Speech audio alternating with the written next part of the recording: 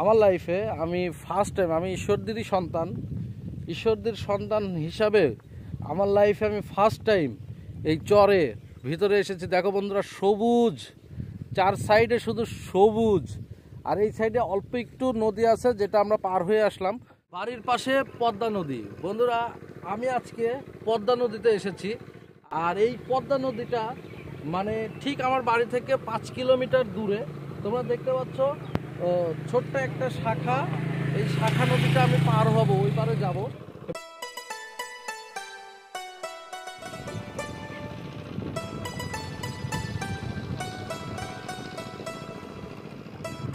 তোমরা দেখতে পাচ্ছ বন্ধুরা, ঠিক এই পাশে এই নিউক্লিয়ার পাওয়ার প্ল্যান্ট দেখা যাচ্ছে। জানি না ক্যামেরাতে আসছে কিনা। আর এখন আমি আছি ঠিক এই শাখা নদী পার হচ্ছি।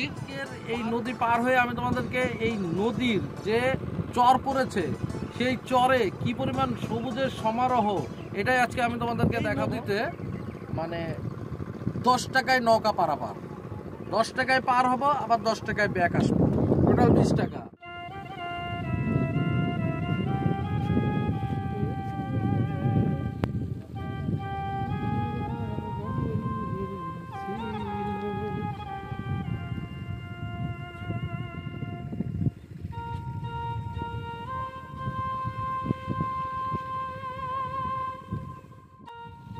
এই মুহূর্তে আমি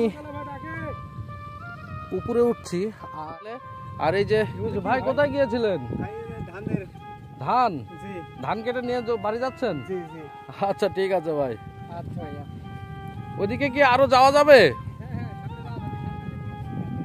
আচ্ছা ঠিক আছে, সামনে আরো বড় নদী আছে, তো আমরা যাচ্ছি, দেখি কতদূর কি যাওয়া যায়। এই পদ্মা নদীতে অনেক মানে ইতিহাস আছে।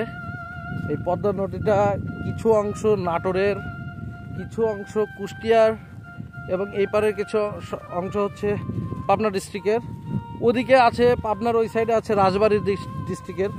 তো পদ্মা নদীটা মিলেই মানে মোটামুটি সেই পদ্মা সেতুতে গিয়ে ঠিক আছে।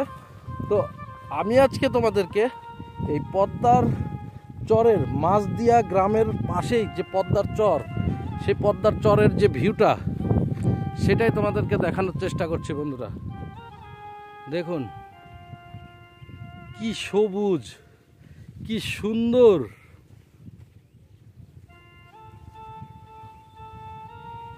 এই সবুজের সমারোহে অনেক দিনের ইচ্ছা ছিল আসার, আর আজকে সেই ইচ্ছেটি পূরণ হলো।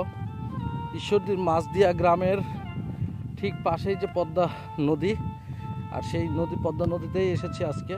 তো বন্ধুরা, আজকে তোমাদেরকে আমি দেখাবো এখানে সূর্য অস্ত পদ্মা নদীর তীরে।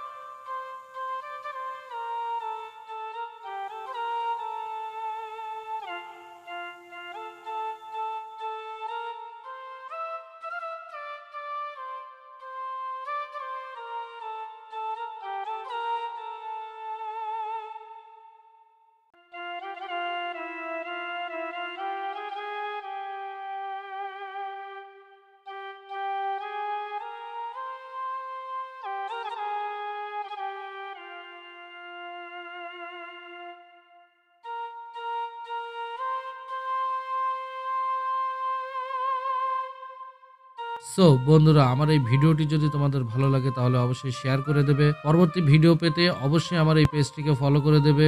নতুন কোনো শহরে নতুন কোনো ভিডিও নিয়ে তোমাদের মাঝে আবারও চলে আসবো। সে পর্যন্ত ভালো থেকো, সুস্থ থেকো। আসসালামু আলাইকুম।